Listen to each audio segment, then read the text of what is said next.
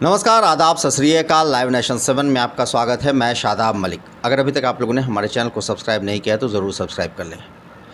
बिहार में उपचुनाव की बिगुल फूंकने के बाद हर राजनीतिक पार्टी अपनी तैयारी में लगी है और ऐसे में स्टार प्रचारकों की सूची जारी की जा रही है। कांग्रेस ने भी जारी कर दी, राजद ने भी जारी कर दिया और वहीं जदयू ने भी अपने स्टार प्रचारक की सूची जारी की। मगर जदयू के जो कैंडिडेट हैं, जो वहां से खड़े हुए हैं, वो एनडीए के प्रत्याशी हैं।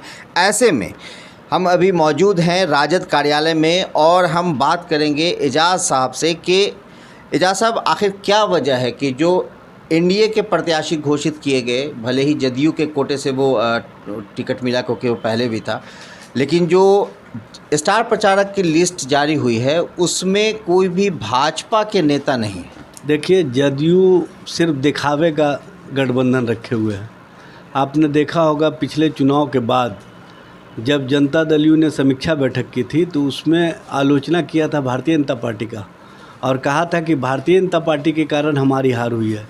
अब भारतीय जनता पार्टी के नेता जिस निर्लजता के साथ सत्ता में बने रहने के लिए उनके साथ गठबंधन किए हुए हैं, ये सोचनीय विषय है।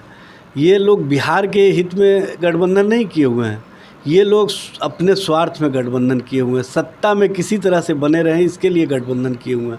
हम समझते हैं कि जो एनडीए के नेता ये दावा करते हैं कि हम इंटैक्ट हैं, वो इंटैक्ट कहीं नहीं है। ये समझ में आता है कि उन लोग दिखावे की राजनीति ज़्यादा करते हैं और दिखावे की राजनीति में ही उन लोगों ने बिहार को रसातल में पहुंचाने का काम किया। बिहार आज जो रसातल में गया है उसमें भारतीय जनता पार्टी का सबसे बड़ा योगदान है। भारतीय जनता पार्टी ने वैसे व्यक्ति को मुख्यमंत्री बनाया जो तीसरे नंबर की पार्टी थी और जिसको मैंडेट नहीं मिला था। चूँकि मैंडेट नहीं रहते हुए भी भारतीय जनता पार्टी ने इसलिए नीतीश कुमार को मुख्यमंत्री बनाया कि उनके माध्यम से वो सत्ता में बने रहना चाहते थे और सत्ता की मलाई चावना चाहते थे। इस कारण इस तरह की राजनीति हो रही है। हम समझते हैं कि जो दो विधानसभा कुशेश्वर स्थान और तारापुर का मामला है, इन दोनों सीट पर जनता दल यू के जो उम्मीदवार हैं इनको चारों खाने चित होना पड़ेगा, क्योंकि वहाँ पर कार्यकर्ताओं के बीच में कोई समन्वय नहीं है। जो एनडीए के लोग हैं उनमें तारतम्य नहीं है, यहाँ पर भी तारतम्य नहीं है, यहाँ पर सिर्फ दिखावा है। आपने देखा होगा पिछले दिनों भारतीय जनता पार्टी के जो उप मुख्यमंत्री हैं तारकिशोर प्रसाद जी, उनके संबंध में जनता दल यू के विधायक ने क्या क्या बातें नहीं कही थी और जनता दल यू के मंत्री के संबंध में भारतीय जनता पार्टी के विधायक ने क्या क्या बात नहीं की थी और इन लोगों को भ्रष्टाचार का जनक कहा था और कहा था कि इन लोग सत्ता की मलाई के लिए जो बिहार में ट्रांसफ़र पोस्टिंग है उसको व्यापार बनाए हुए हैं। एक सवाल है कि एनडीए भी ये आरोप लगाता है महागठबंधन पर कि अब राजद और कांग्रेस जैसे अपने अपने कैंडिडेट खड़ा कर रहे हैं, तो यहाँ भी तो वही बात है कि अब तालमेल है नहीं यहाँ पर। देखिए, तालमेल हम लोगों के यहाँ पूरी तरह से है। वामपंथी दलों ने, सारे वामपंथी दलों ने हमारे पार्टी के उम्मीदवार को समर्थन देना का घोषणा किया और समर्थन दे रहे हैं। उनके कार्यकर्ता ज़मीनी सतह पर उतर गए हैं। तो क्या वो लोग जाएंगे प्रचार करने? जाहिर सी बात है, सारे जो वामपंथी दल के नेता हैं प्रदेश स्तर के, वो जाएंगे और चुनाव प्रचार में राष्ट्रीय जनता दल के पक्ष में प्रचार करने का काम करेंगे।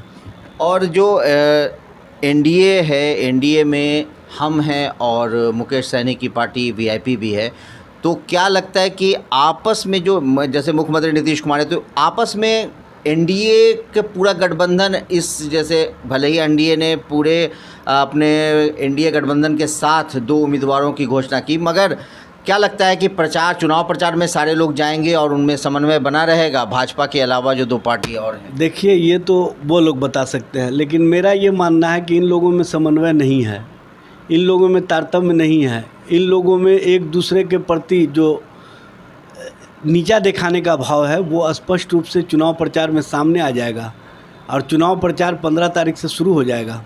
तब समझ में आ जाएगा कि एनडीए में कितनी एकजुटता है।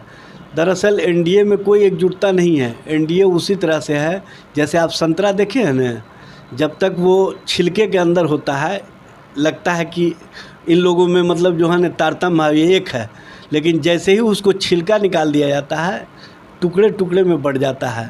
उसी तरह से ये संतरा की तरह है एनडीए के लोग, और संतरा के छिलका को उतारने के बाद जब आप देखेंगे तो अलग अलग स्थिति है। उसी तरह से जब ये चुनाव प्रचार में जाएंगे तो छिलके की तरह बिखर जाएंगे और आप देखेंगे कि एनडीए कहीं नहीं है। आप देखे होंगे उत्तर प्रदेश में किस तरह से जलील किया गया मुकेश सहनी को और किस तरह से भारतीय जनता पार्टी और जनता दल यू में एक दूसरे के प्रति जूतम पैजार की स्थिति है। किस तरह से जीतन राम मांझी भारतीय जनता पार्टी पर हमला करते हैं और भारतीय जनता पार्टी जीतन राम मांझी पर हमला करती है। ये स्पष्ट रूप से सामने है, अब किसी को बताने की ज़रूरत नहीं है। चुनाव प्रचार में सब कुछ सामने आ जाएगा। राष्ट्रीय जनता दल पूरी एकजुटता के साथ जो वामपंथी दलों का अलायंस है उसके साथ इस चुनाव को जीतने का काम करेगी और बिहार की राजनीति और देश की राजनीति को एक नई दिशा और दशा देगी। अच्छा, एक सवाल है कि राजद में जो बैठक हुई उस बैठक में तारापुरा कुशेश्वर स्थान के लिए जो रणनीति तैयार की गई, तो तेजस्वी यादव ने साफ तौर से कहा कि ये एमवाई की पार्टी नहीं है, ए टू जेड की अब पार्टी है। तो ये क्या संदेश देना चाहते हैं? तेजस्वी जी ने ये बात नहीं कहा।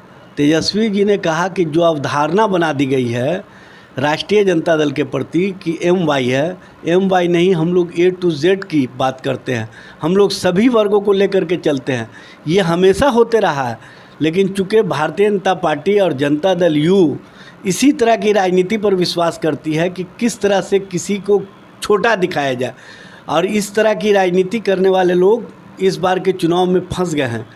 आपने देखा होगा तारापुर में पहली बार, आज़ादी के बाद पहली बार वैश्य समाज को प्रतिनिधित्व देने के लिए वहाँ पर उम्मीदवार दिया गया है, और उसी तरह से कुशेश्वर स्थान में पहली बार मुसहर समाज का प्रतिनिधित्व देने के लिए वहाँ पर उम्मीदवार दिया गया है।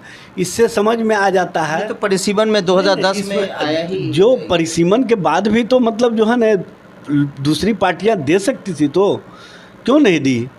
कहीं ना कहीं ये कमियाँ रही हैं। उस कमियों को हम लोगों ने पिछले विधानसभा चुनाव में भी आप देखे होंगे सभी वर्गों और सभी लोगों का प्रतिनिधित्व देने का काम किया था, और इस बार के चुनाव में भी हम लोगों ने 2 ही सीट पर लेकिन उन वर्गों को प्रतिनिधित्व दिया है जिनको आज तक उपेक्षित रखा गया था। तो ये साफ तौर से कहना है राजद का कि एनडीए में भले ही कैंडिडेट एनडीए की तरफ से जदयू के प्रत्याशी खड़े किए गए हैं तारापुर और कुशेश्वर स्थान में, मगर दोनों के बीच में जो एनडीए है उनके आपस में सामंजस्य नहीं है। साथ ही ये भी कहा कि ये बिखर जाएंगे, और जिस तरह से मुकेश सहनी की बात भी की कि मुकेश सहनी उत्तर प्रदेश गए तो वहाँ उनके साथ भाजपा का कैसा व्यवहार रहा, तो ये एक तरह से राजद ने जदयू एनडीए पर ये आरोप लगाया है कि ये आपस में खुद बिखरे हुए हैं मगर दिखाने के लिए एनडीए हैं। बहरहाल ये फैसला अब 2 नवंबर को होगा कि जनता किसके सर पर ताज बांधती है और किसके सर पर ताज रखकर उसे अपना प्रतिनिधित्व देती है। इस तरह की खबरों के लिए बने रहे हमारे साथ, देखते रहे हमारा वीडियो। अगर आपको हमारा वीडियो पसंद आता है तो हमारे चैनल को ज़रूर सब्सक्राइब करें। अगर आप फेसबुक के जरिए देख रहे हैं तो पेज लाइक करें, साथ ही ट्विटर हैंडल पर हमें फॉलो ज़रूर करें। धन्यवाद।